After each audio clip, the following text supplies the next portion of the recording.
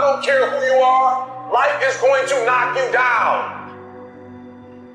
Listen to me, many of you right now, life's got you up against the rope, and you got to do me a favor. Like, you can't give up, you can't give in.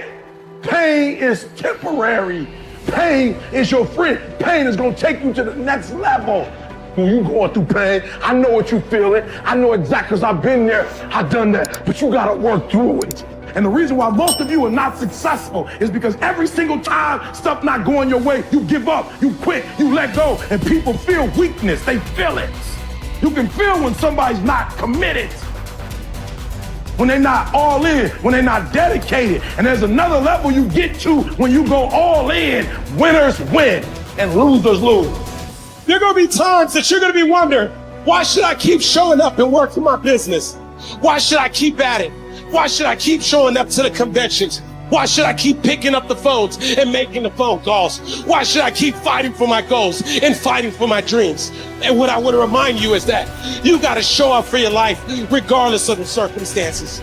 You got to show up in spite of the naysayers. You got to show up in spite of the conversation going on in your mind.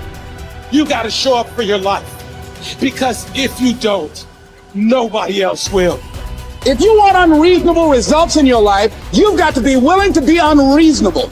Part of being unreasonable, you don't judge according to appearances.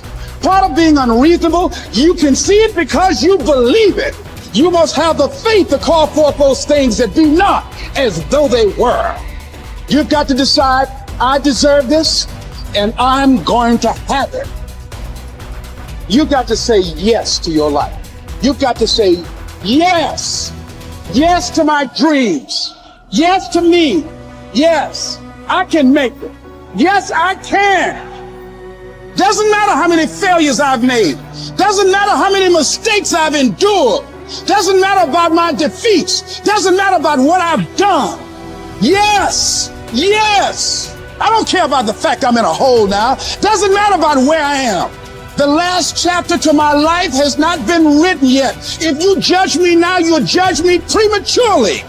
I'm still in the process of transforming my life. I'm still in the process of becoming. Yes. The brilliance of Thomas Edison was not in his mind. It was something much more ordinary and often much less respected. I've got no imagination, he once said. I never dream. I've created nothing. If you're someone who doesn't like Edison, you might think that this is Edison admitting to stealing his inventions from other, more brilliant inventors, like Nikola Tesla. Not quite, but he did readily concede that most of the credit belonged to something other than his brain. The genius hangs around his laboratory day and night, Edison said. If anything happens, he's there to catch it. If he wasn't, it might happen just the same. Only it would never be his. What he's talking about is showing up. The incredible, underrated power of clocking in every day, putting your ass in the seat, and the luck this seems to inevitably produce. Edison lived in his laboratory and never missed a day. Like Gehrig, even when he was sick, when he was tired, or when visited by tragedy or disaster. The modern conveniences we can trace to his lab then owe far more to his body than his brain, to the compounding power of consistency rather than sheer brilliance. It wasn't about inspiration. It was about getting to work, show up and try. Get on the treadmill, pick up the violin, script out some sequence, reach out to some clients, read some reports, lift a couple weights, jog 1 mile, cross one thing off the to-do list, chase down a lead. It doesn't matter what it is. All aspects of our life benefit from this circumscribed kind of discipline. Just as long as you do something every day, that is the important thing. Show up. When you're tired, when you don't have to, even if you have an excuse, even if you're busy, even if you won't get recognized for it, even if it's been kicking your ass lately, once something is done, you can build on it. Once you get started, momentum can grow. When you show up, you can get lucky. Is this still hard? Yes. But the good news is that because it's hard, most people don't do it. They don't show up. They can't even do one tiny thing a day. So yes, you're alone out there on the track in the rain. You're the only one responding on Christmas. But having the lead is, by definition, a little lonely. This is also why it's quiet in the morning. You have the opportunities all to yourself. Don't worry about setting any records.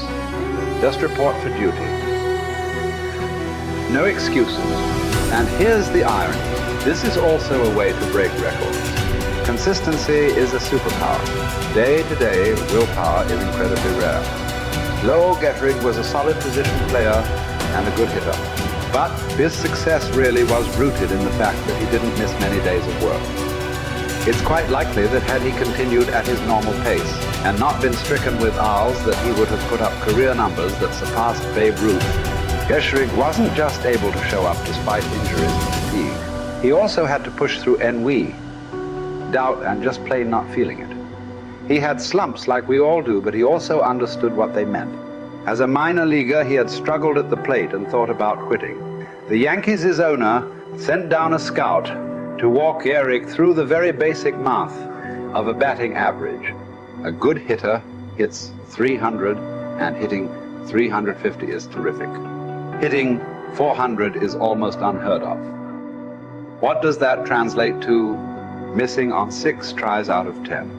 A hitter can also go days, weeks without touching the ball. That's what the scout told him. The most important thing a young ball player can learn is that he can't be good every day. You don't have to always be amazing. You do always have to show up. What matters is sticking around for the next at-bat. The ability to do that, coupled with the ability to endure what John Steinbeck called dawdly days while writing Easter Eve. Those days when everything seems out of whack, when you're just not feeling it, when the distractions won't stop, is the first step to greatness. Literally. You cannot be great without the self-discipline to do that. One thing a day adds up. Each day adds up. But the numbers are only interesting if they accumulate in large quantities.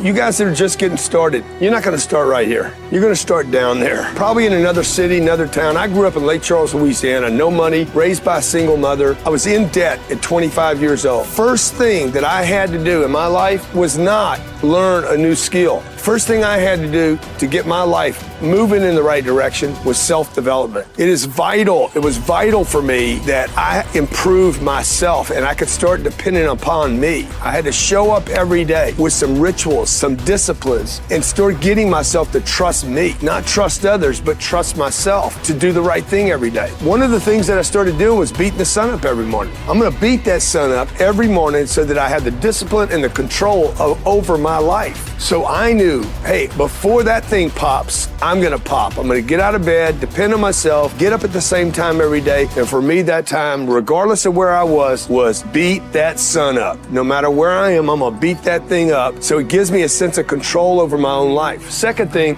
I had to start cleaning up my life and my friends and my environment. When I was younger, between 15 and 25, I was doing crazy stuff in my life. Wasting my weekends. I have the saying, weekends are for the weak. I was drinking, fooling around with a bunch of bad things, bad people. At 25 years old, I cleaned it all up. Quit going to those places. Quit hanging out with people that did not have ethics and discipline in their life. I wanted to build something in my life. I wanted to become someone. And to do that, to become someone in the eyes of the world, just beating that sun up every morning gives me the sense of accomplishment, that I did what I said I was going to do, that I woke up when I said I would wake up, and I start building respect for myself, start believing in myself so that I can go out into the world. And maybe today when I go into this meeting that I'm dressed for, they'll believe in me as much as I believe in me, and that'll show up in a contract, a deal, maybe even some money.